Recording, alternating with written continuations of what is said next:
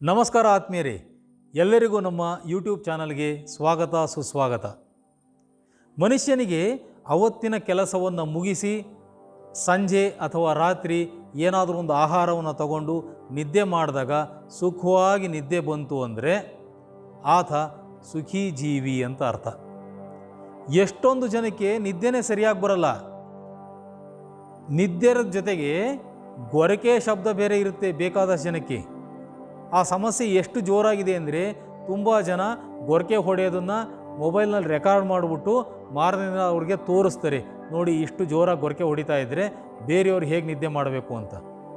ಇದೊಂದೇ ಸಮಸ್ಯೆ ಅಂತಲ್ಲ, ನಿದ್ರಾಹೀನತೆ, ಸ್ಲೀಪ್ ಆಪ್ನಿಯಾ ಅಂತ ಹೇಳಿ ಕರಿತೇವೆ, ಥೈರಾಯ್ಡ್ ಸಮಸ್ಯೆ, ಈ ಬಿಕ್ತಾರಲ್ಲ ಉಗ್ಗುವುದು, ಟೆನ್ಷನ್ನು, ಉಸಿರಾಟಕ್ಕೆ ಸಂಬಂಧಪಟ್ಟಂತಹ ಸಮಸ್ಯೆಗಳು ಇತ್ಯಾದಿ ಸಮಸ್ಯೆಗಳು ಯಾರಿಗಿದೆ ಅವರು ಏನನ್ನು ಮಾಡ್ತಾರೆ?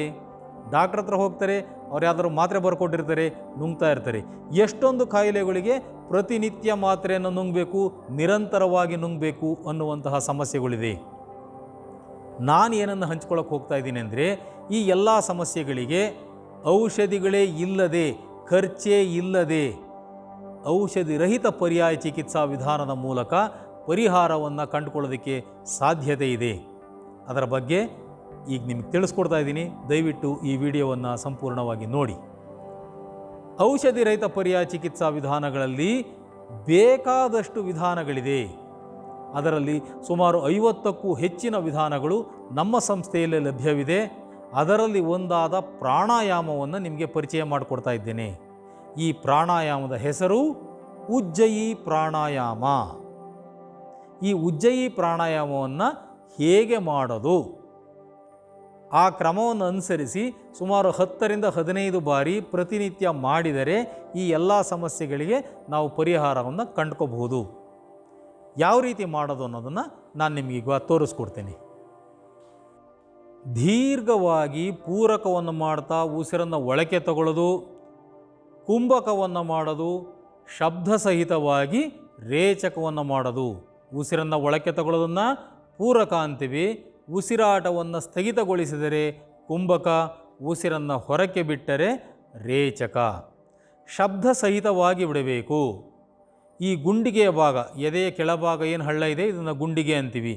ಇಲ್ಲಿಂದ ಕುತ್ತಿಗೆ ಕೆಳಭಾಗದಲ್ಲಿರ್ತಕ್ಕಂಥ ಹಳ್ಳ, ಈ ಮಧ್ಯ ಸ್ವಲ್ಪ ಬಿಗಿತ ಬರಬೇಕು. ನಾವು ಏನಾದರೂ ಮಾತಾಡಬೇಕಾದ್ರೆ ಹೇಗೆ ಸ್ವಲ್ಪ ಹೊಂದಾಣಿಕೆಯನ್ನು ಮಾಡ್ಕೊತೀವಿ ಧ್ವನಿಪೆಟ್ಟಿಗೆಯನ್ನು, ಆ ರೀತಿ ಪಿಸು ಮಾತಾಡಬೇಕಾದ್ರೆ ನಾನು ಹೇಳ್ತಾ ಇರೋದು ನಿಮಗೆ ಕೇಳಿಸ್ತಾ ಇದೆಯಾ, ಈ ಥರ ಏನಾದರೂ ನಾವು ಮಾತಾಡಬೇಕಾದ್ರೆ ಹೇಗೆ ಹೊಂದಾಣಿಕೆ ಮಾಡ್ಕೊತೀವೋ ಆ ಥರದ ಹೊಂದಾಣಿಕೆಯನ್ನು ಇಟ್ಟುಕೊಂಡು ಉಸಿರಾಟವನ್ನು ಶಬ್ದ ಸಹಿತವಾಗಿ ಮಾಡೋದು. ನಿಮಗೆ ಅನುಕೂಲವಾಗುವಂತಹ ಆಸನದಲ್ಲಿ ಕೂತ್ಕೊಳ್ಳಿ, ಬೆನ್ನನ್ನು ನೇರವಾಗಿ ಇಟ್ಕೊಳ್ಳಿ. ಇನ್ನೂ ನೇರವಾಗಿಲ್ಲ ಅಂತ ನಿಮಗನ್ಸಿದ್ರೆ ಭುಜವನ್ನು ಒಮ್ಮೆ ಹಿಮ್ಮುಖವಾಗಿ ತಿರುಗಿಸಿ.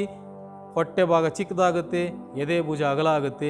ಈಗ ಶಬ್ದ ಸಹಿತವಾಗಿ ಮೂಗಿನಿಂದ ಉಸಿರನ್ನು ನಿಧಾನವಾಗಿ ದೀರ್ಘವಾಗಿ ತಗೊಳ್ಳಿ.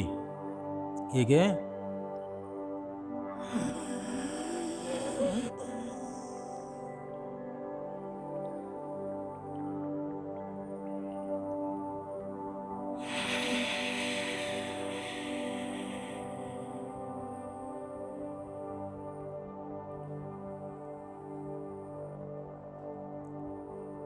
ಒಂದು ಬಾರಿ ಉಸಿರನ್ನು ತಗೊಂಡು ಒಂದು ಬಾರಿ ಉಸಿರನ್ನು ಬಿಟ್ಟರೆ ಅದು 1 ಅಂತ ಲೆಕ್ಕ. ಆ ಥರ 10ರಿಂದ 15 ಬಾರಿ ಮಾಡಬೇಕು. ಶಬ್ದ ಕೆಲವು ಸರಿ ಜಾಸ್ತಿ ಬರುತ್ತೆ, ಕೆಲವು ಸರಿ ಕಡಿಮೆ ಬರುತ್ತೆ, ಅದರ ಬಗ್ಗೆ ಚಿಂತನೆ ಬೇಡ. ಈ ಭಾಗವನ್ನು ಸ್ವಲ್ಪ ಬಿಗಿತಗೊಳಿಸಿಕೊಂಡು ಈ ರೀತಿಯಾಗಿ ನೀವು ಅಭ್ಯಾಸ ಮಾಡಿದ್ದೇ ಆದರೆ ಈವರೆಗೂ ಹೇಳಿರುವಂತಹ ಸಮಸ್ಯೆಗೆ ಖಂಡಿತ ನಿಮಗೆ ಪರಿಹಾರ ಸಿಕ್ಕತ್ತೆ ಬಂಧುಗಳೇ. ಈ ಪ್ರಾಣಾಯಾಮವನ್ನು ಯಾರು ಮಾಡಬಾರದು? ಗಂಟಲಿನ ಸೋಂಕು ಇರೋರು ಮಾಡಬಾರ್ದು, ನೆಗಡಿ ಸಮಸ್ಯೆ ಇರೋರು ಮಾಡಬಾರ್ದು, ಉಸಿರಾಟಕ್ಕೆ ಸಂಬಂಧಪಟ್ಟ ಸಮಸ್ಯೆ ಇರೋರು ಈ ಎಲ್ಲ ಸಮಸ್ಯೆಗಳನ್ನು ನಿವಾರಣೆ ಮಾಡಿಕೊಂಡು ಅಭ್ಯಾಸವನ್ನು ಮಾಡಬೇಕು. ಅದನ್ನು ಹೊರತುಪಡಿಸಿ ಯಾರು ಬೇಕಾದರೂ ಮಾಡ್ಬೋದು. ಈ ವಿಡಿಯೋ ನಿಮಗೆ ಇಷ್ಟ ಆಗಿದೆ ಅಂತ ನಾನು ಅಂದ್ಕೊಂಡಿದ್ದೀನಿ. ದಯವಿಟ್ಟು ಇದನ್ನು ಲೈಕ್ ಮಾಡಿ, ಶೇರ್ ಮಾಡಿ, ಸಬ್ಸ್ಕ್ರೈಬ್ ಮಾಡಿ.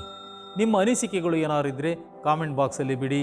ಮುಂದಿನ ವಿಡಿಯೋದಲ್ಲಿ ಸಂಬಂಧಪಟ್ಟ ಪರಿಹಾರವನ್ನು ಕೊಡುವ ಪ್ರಯತ್ನವನ್ನು ಖಂಡಿತ ಮಾಡ್ತೇನೆ. ಹೊಸ ವಿಚಾರದೊಂದಿಗೆ ಮತ್ತೆ ಭೇಟಿಯಾಗೋಣ. ಅಲ್ಲಿಯ ತನಕ ನಿಮಗೆಲ್ಲರಿಗೂ ನಮಸ್ಕಾರ.